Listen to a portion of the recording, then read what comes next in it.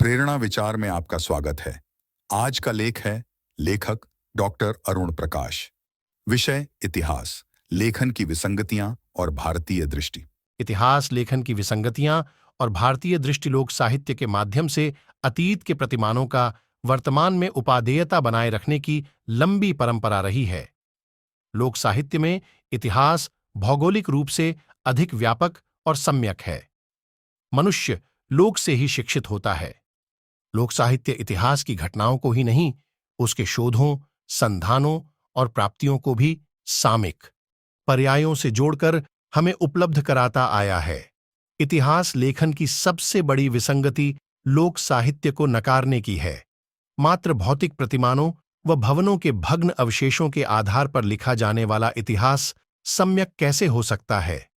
दुनिया में हिस्ट्री को दोहराने और उसे सीखने की चर्चा होती है, लेकिन भारतीय समाज अतीत को भी आभ्यंतर में हमेशा रखता है।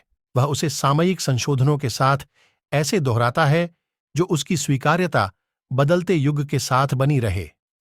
कई बार अतीत के यथार्थ वर्तमान से इस कदर सायुज्य रच लेते हैं कि वह अतीत की बात लगते ही नहीं और वर्तमान चित्र की पूर्ववर्ती कल्पना लगने लगते हैं।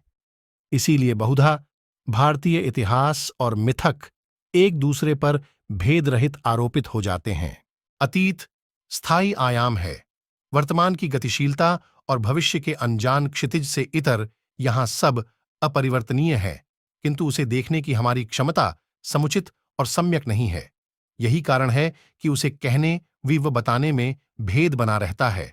इतिहास लेखन पूर्व में दर्ज की गई सूचनाओं की पुण्यव्याख्या तक सीमित नहीं हो सकता, अलबत्ता उसे कहने के लिए समय की गति को समझना बेहद आवश्यक है। काल की गति संरेखीय नहीं, चक्रीय है। मनुष्य जिस दुनियावी समृद्धि की ओर सतत अग्रसर है, सभ्यता के क्रम में वह ऐसी ही समृद्धि के सर्वोच्चता से उसी क्रम में बीत भी हो रहा होता है। बीती समृद्धि की निकटता व उसके दोहराए जाने की आश्वस्ति उसकी स्मृति को बनाए रखती है। यही लोक साहित्य का आधार है।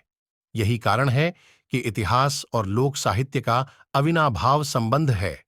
यह संबंध मंत्र और मूर्ति का है।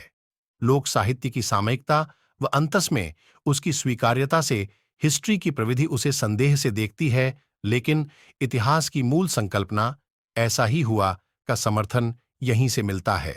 आभ्यंतर के अभ्यास इससे अपना सहकार देखते हैं। यह एकदम ताजी बात दिखती है। पानी की प्राचीनता को जानते हुए भी हम ओस की ताजगी को बखानते हैं, उसकी पारदर्शिता को प्रशंसित करते हैं, लेकिन ओस की ताजगी पानी की प्राचीनता को चुनौती नहीं हो सकती। यह हमारे लोक साहित्य ने जिया है। हम लोक साहित्य के माध्यम से ही भविष्य के संकल्पों को अतीत के प्रतिमानों से प्रमाणित करते हैं, क्योंकि हमने यह देखा है कि पुष्प का अतीत और भविष्य दोनों बीज है।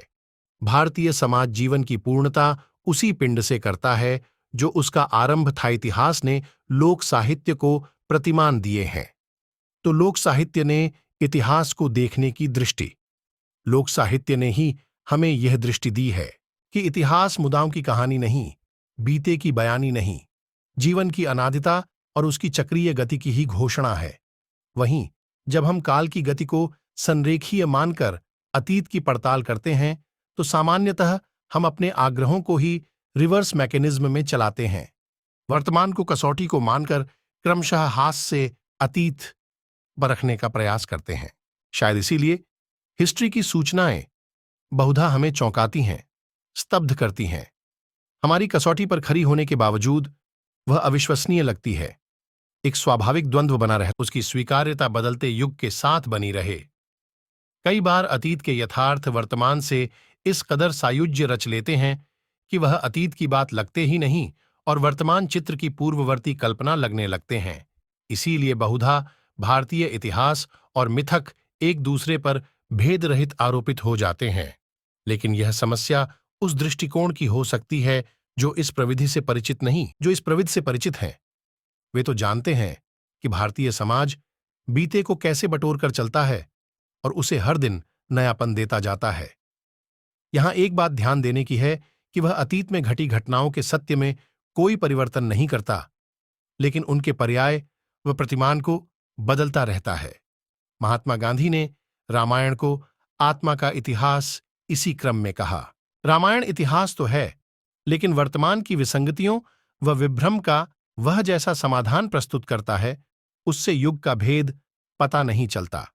हालांकि यहां एक मौलिक चूक विद्वानों से होती रही है, वह यह कि हम अपनी चुनौतियों की प्राचीनता न खोजने के बजाय इससे समाधान की निर्वाचीनता सिद्ध करने लग जाते हैं।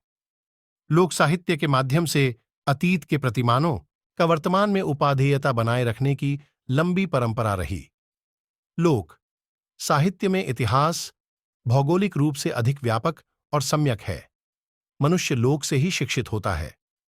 लोक साहित्य इतिहास की घटनाओं को ही नहीं, उसके शोधों, संधानों और प्राप्तियों को भी सामयिक पर्यायों से जोड़कर हमें उपलब्ध कराता आया है।